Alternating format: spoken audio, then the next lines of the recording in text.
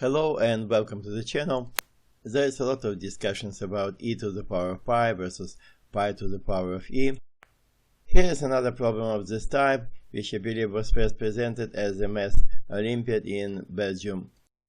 The original formulation explicitly specified what is bigger, what is less. However, I won't do that to make it more challenging. Here I am going to demonstrate two different approaches to the problem. The first method was allegedly provided by the authors, and it is based on the properties of sine and cosine.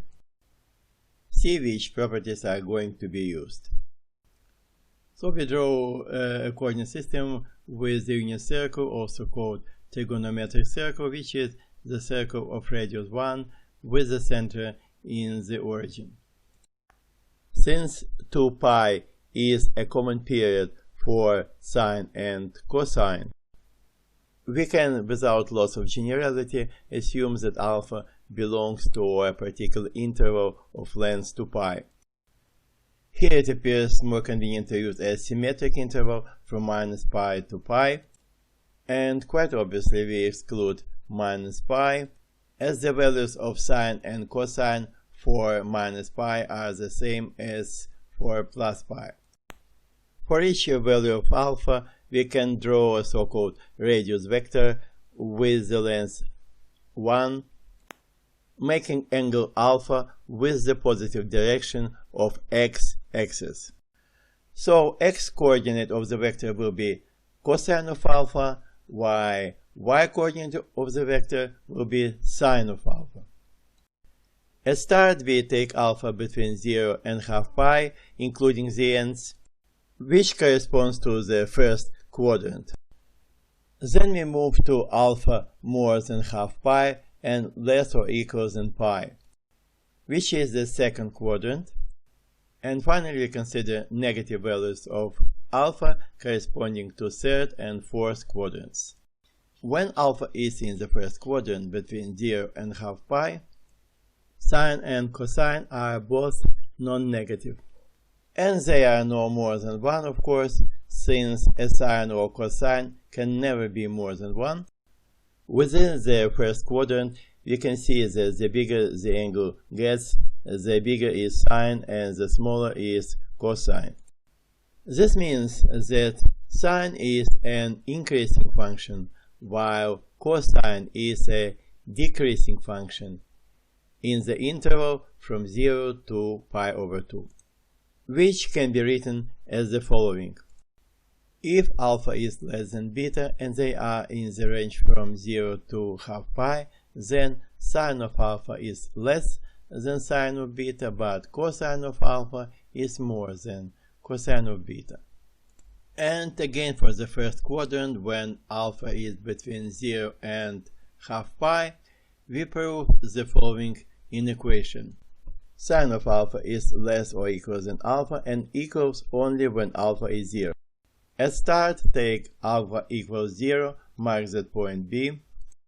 Sine of alpha, which is y-coordinate, is equal to 0 and equals alpha. For non-negative values of alpha, we consider triangle OAB and sector OAB.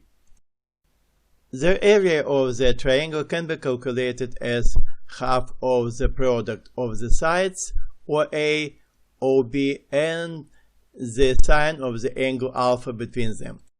And since both sides are equal to 1, we have just half of sine. Now we need to calculate the area of the sector. We know that full circle has 2 pi radians and its area is pi r squared. Therefore, to find the area of a 1 radian circle, we need to divide pi r squared by 2 pi's. And for alpha radians, we have to multiply by alpha, getting half alpha r squared.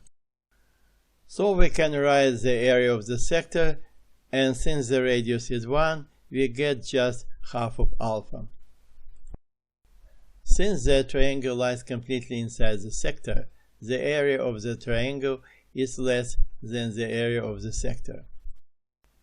This means that half of sine is less than half of alpha. And multiplying by 2, we get the inequation we need to prove. And we see that the inequation is strict for a non-zero alpha. Now you have everything needed to solve the problem, so do it.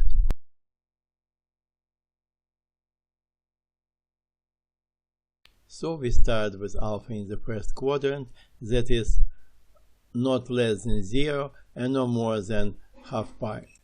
In this case, sine of alpha is non-negative, and as it was shown, it is no more than alpha.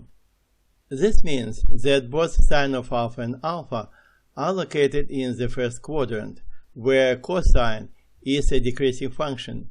Therefore, cosine of sine of alpha is greater or equal than cosine of alpha. And in order to get less or equal instead of greater or equal, I just inverse the equation and name it equation 1.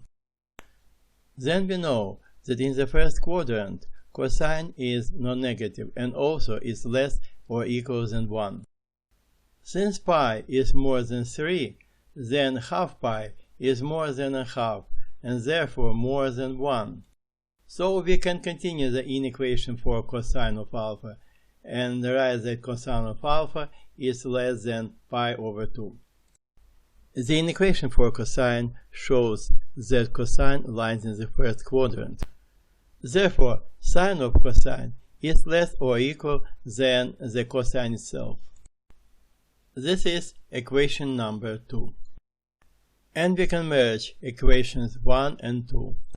So, sine of cosine is less or equal than cosine, which in turn is less or equal than cosine of sine. Now, since cosine is a strictly decreasing function, the second part of the inequation turns into an equation only when alpha equals sine of alpha.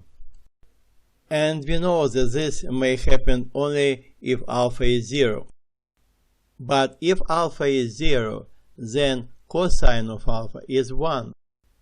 And since cosine is not 0, then the first part of the double inequation will be strict. We see that at least one part of the double inequation is strict.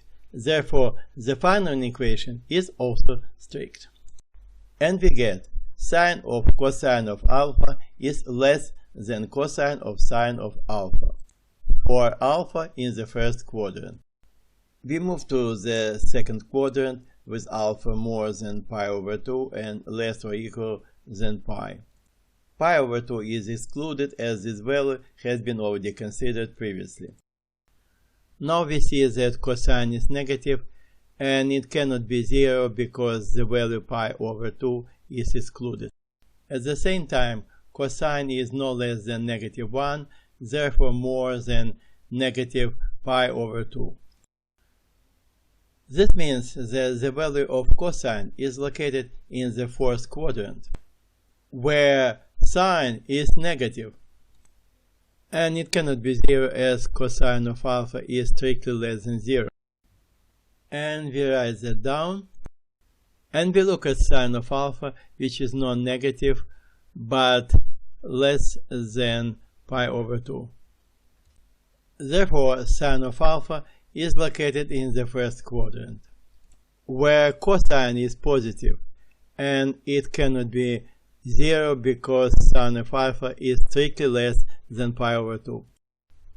So cosine of sine is positive, while sine of cosine is negative, which means that sine of cosine of alpha is less than cosine of sine of alpha for the second quadrant as well. Finally, consider negative values of alpha between minus pi and 0. In this case, minus alpha is positive, so we can write an inequation for minus alpha. Given that cosine is an even function, we can just drop minus in the left-hand side of the equation. For the right-hand side, we do it in two steps. Firstly, since sine is an odd function, we can move minus outside. Then, since cosine is an even function, we can get rid of minus completely. And substitution into the inequation for minus alpha proves the inequation sine of cosine of alpha less than cosine of sine of alpha for third and fourth quadrants. This completes method 1, and we move on to the second method based on the manipulations with the trigonometric formulae. For this method, we take the difference between sine of cosine and cosine of sine, factorize it to find whether the difference is positive or negative.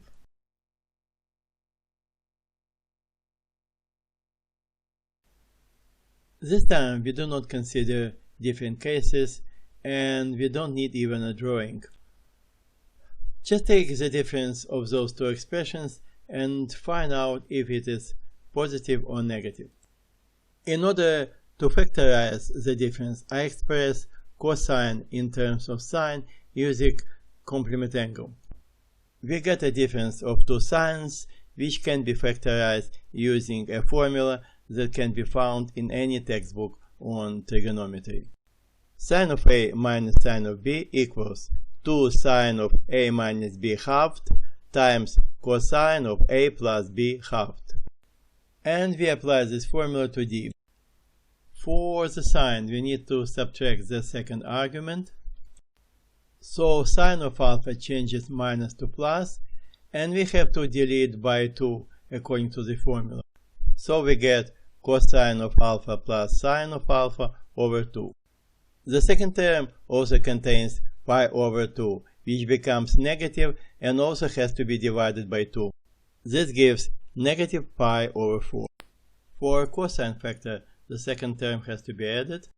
Sine alpha comes out with minus and pi over 4 with plus. In the first factor, I want to get pi over 4 as start. This will negate the argument, and as sine is an odd function, we need minus in front of it.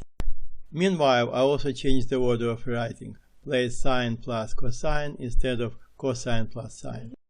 For the second factor, I can get pi over 4 at start for 3. However, in order to turn cosine minus sine to sine minus cosine, I have to place minus before the fraction. Now I can wipe out the intermediate lines that are no longer needed. So let's estimate each factor. We see that they differ only in plus versus minus between sine and cosine. And there is a formula containing both of those expressions. Sine plus minus cosine of alpha equals square root of 2 times sine of alpha plus minus pi over 4. For those unfamiliar with the formula, here is the proof. We just distribute the right hand side of it. We know that both sine and cosine of the quarter of pi equal square root of 2 over 2, which after dividing numerator and denominator by square root of 2 yields 1 over square root of 2. After the substitution, 1 over square root of 2 as a common factor gets out of the brackets, where it is cancelled out with square root of 2. And we get just the left hand side of the formula we needed to prove. Now we take the absolute value, and since the absolute value of a sine is never more than 1, we get absolute value of sine plus minus cosine of alpha is no more than square root of 2.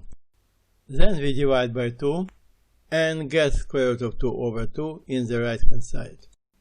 But square root of 2 over 2 is sine of pi over 4, which we know is less than pi over 4. Now, since absolute value is an even function, we can place minus inside it, which means that the expression under absolute value is between minus pi over 4 and plus pi over 4. Then we add pi over 4 to all sides of the inequation. Now we see that both arguments in the equation for d lie in the first quadrant between 0 and pi over 2, excluding the boundaries. Therefore, both sine and cosine for these values are positive, while due to the minus sign in the expression for d, the value of d is negative. Since the difference between sine and cosine is negative, that means the sine of cosine of alpha is less than cosine of sine of alpha for any real alpha. And here's the end.